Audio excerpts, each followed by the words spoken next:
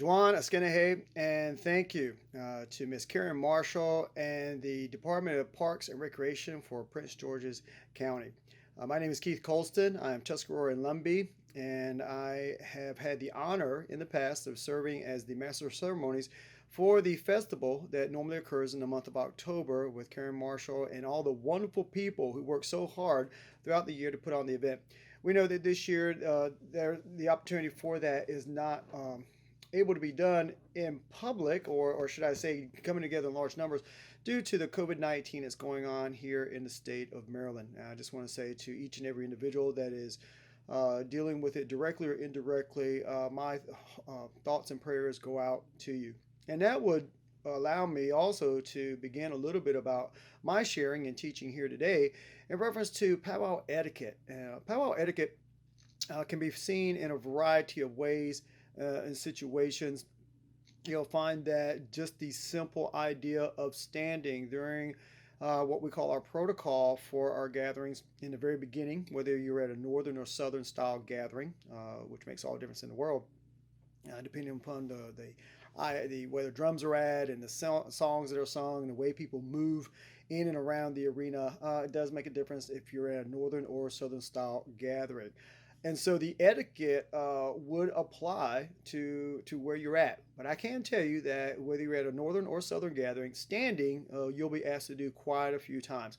And the reason we ask you to stand would mainly be for specific situations. And so our etiquette is that how we show our respect to one another, whether you're native or non-native, there at the event.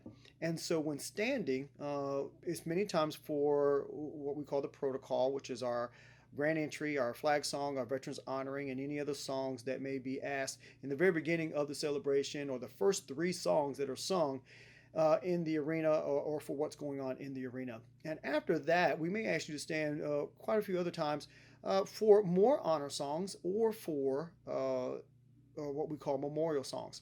And so the respect that the dancers give and the way that they show that respect, for the most part, would be standing in a solemn manner, or at a part of the song that you may hear war cries or what we call lulus from our females, mainly those from the Plains area, or if you've been taught to express yourself during a particular time of a song that you see or hear, or a feeling that you have.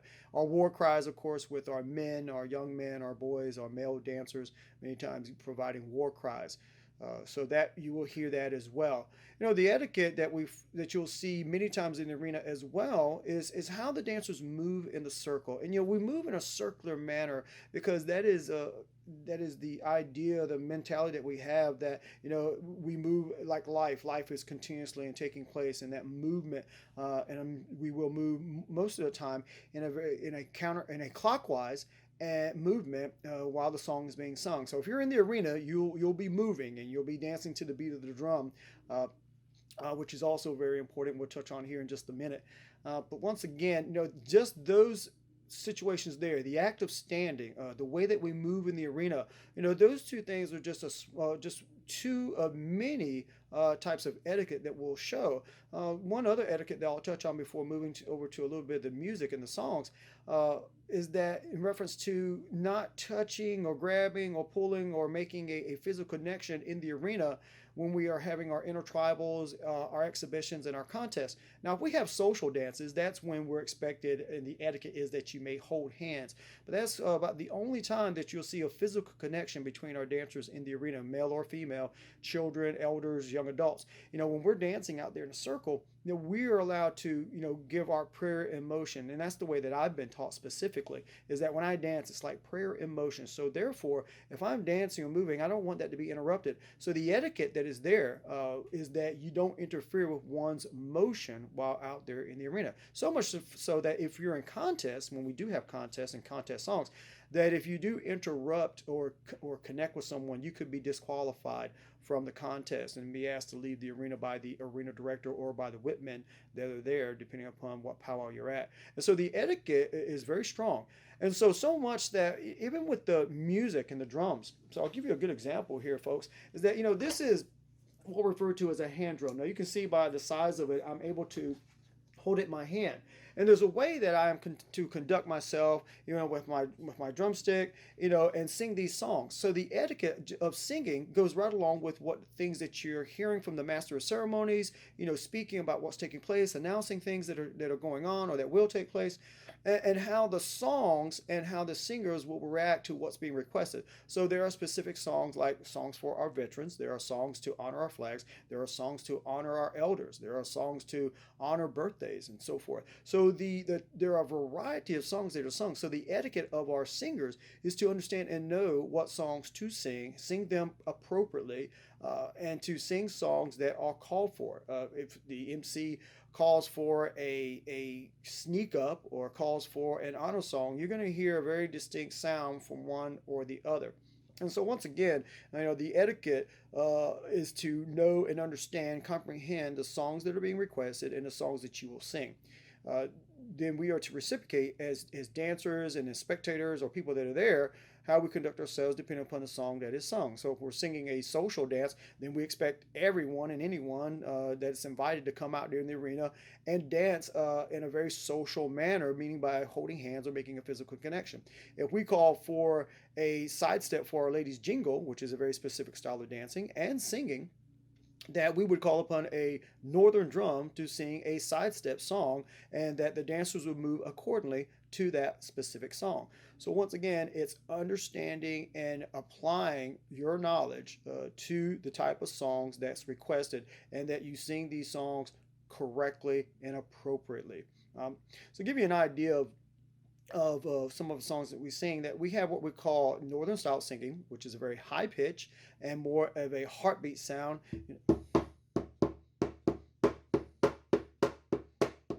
And then of course we have the southern style, which is more of a straight beat. So again, just the style of singing can make the biggest difference on the way people will move physically in the arena. So for our men's fancy, to give you one example, our men's fancy being a very contemporary style of dancing, they dance to northern and southern songs in exhibitions and in contests. And if they're getting a northern song, then you'll see a lot more somewhat of a footwork and the movement that they'll portray during that song, whereas the southern beat is a very straight beat, and that beat can be very, very quick, very rapid. And so the way that they might keep their feet a little bit closer to the ground to maintain to staying on beat, which is not only an etiquette but also a rule of our dancers, to stay right along with the beat of the drum, not to be against the beat or off beat, to be on beat. And so once again, just to give you an example of some of these songs that might be sung, our northern style would sound somewhat like this.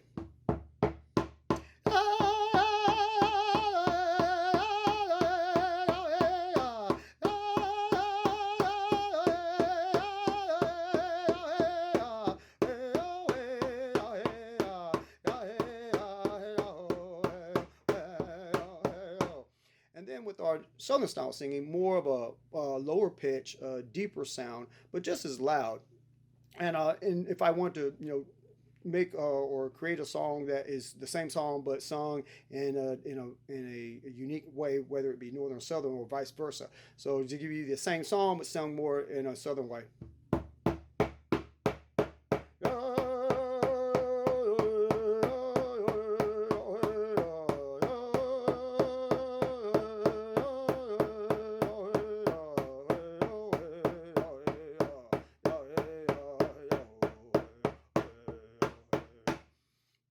And so with that deeper pitch, more of a straight beat, whereas with the northern style, more of a higher pitch, and of course a more of a heartbeat sound in that constant drumming that is taking place.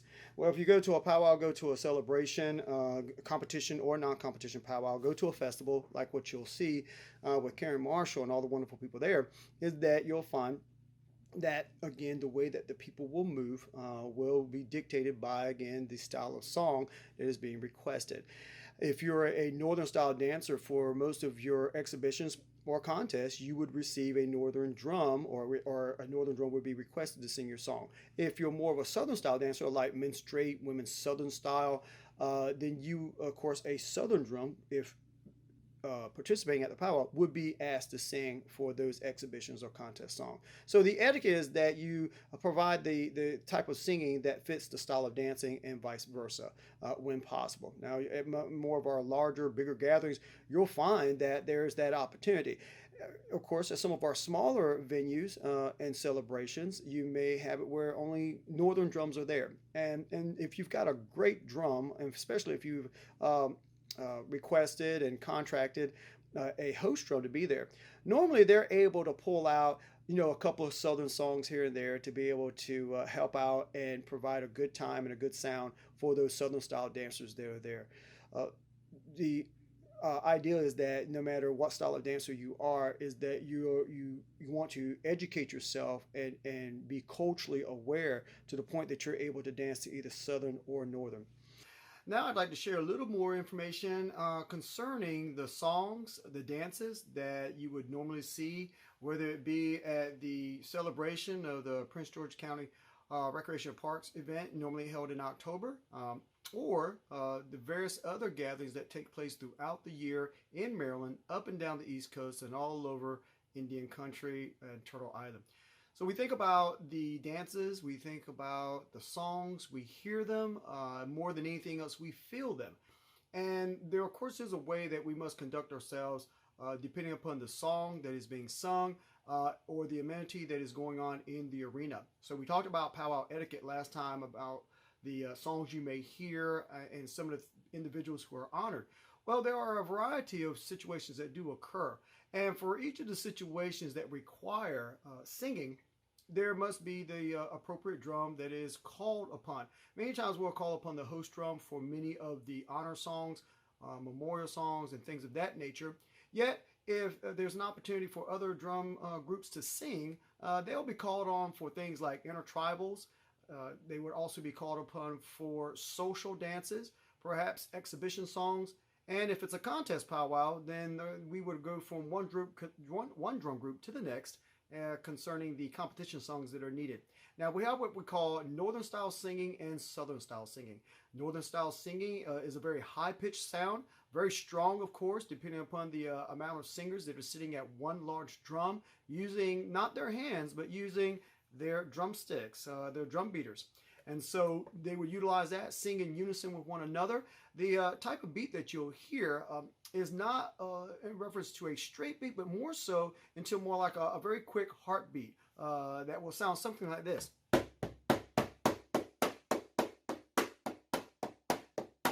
So again, more of a heartbeat sound that goes into that. We have what we call southern style singing. So again, you'll find that there's a balance in everything. So with northern, we have southern style, and it's not dependent upon the idea of north and south, what the United States sees it as, or as non-native America. Yet it's more so about, again, the regions and the type of singing that those drum groups decide to sing. And when we think about southern style, southern has a very low, deep pitch and more of a straight beat. So the components of those songs, we have what we call the start or the lead of the song, which is where one person starts out the song, and then the chorus of the song, everyone else coming in. We also have what we call the honor beats, and the honor beats would be something like this when it comes to a northern style drum group.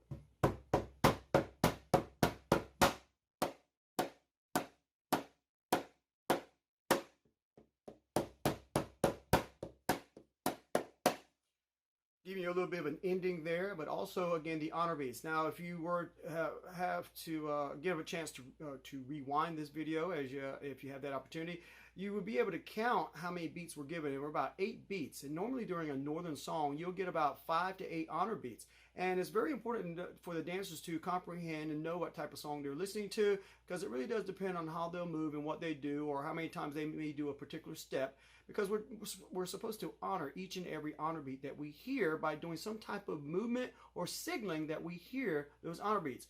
When we listen to a southern drum group, the honor beats are not as many, and they come at a different part of the song than that of a northern drum group. And so something along these lines.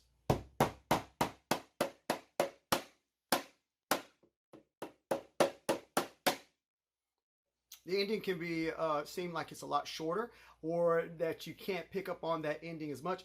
Yet when you train your ear, it's like any other style of music in the world, that the more you train your ear to it, the more you know the components of the song, how they start out, and how they might even pick up the beat in the song and the ending as well. So this is very important when you have various styles of dances that are being done, such as our men's traditional, men's grass, men's fancy, or we have our ladies traditional, we have our ladies fancy shawl, and our ladies jingle.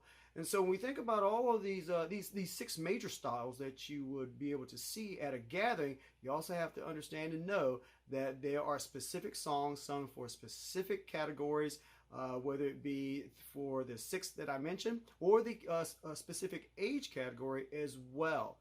Not only do we have to know that it's either northern or southern, we have to realize that that there are a variety of songs that are sung for each particular category. So men's traditional may have a straight song, they may have a crow hop, they may have a double beat, they may have a trick song. We have our ladies jingle that have sidestep songs and also straight songs. We have our ladies fancy, crow hops, double beats, trick songs as well, but they are again very unique to that of our traditional side of our dances. And not only that, we also have our southern style songs that would match those, and then we have the northern style songs that may match again the majority of our dance categories. So yes, there is quite a bit to know, quite a bit to learn. And if you've got 5 different drum groups there, that means you might have 5 different ways that they could sing an intertribal, an exhibition song, or a contest song. So again, giving you just a little bit of light, a little bit of insight into the many songs that are sung at our gatherings, giving you just a bit of the tip of the iceberg in reference to the 2 styles that you may hear. And that only covers northern and southern style singing, where we have a variety of songs that may come from a variety of regions and also tribes themselves. So again, hope this has been instructive.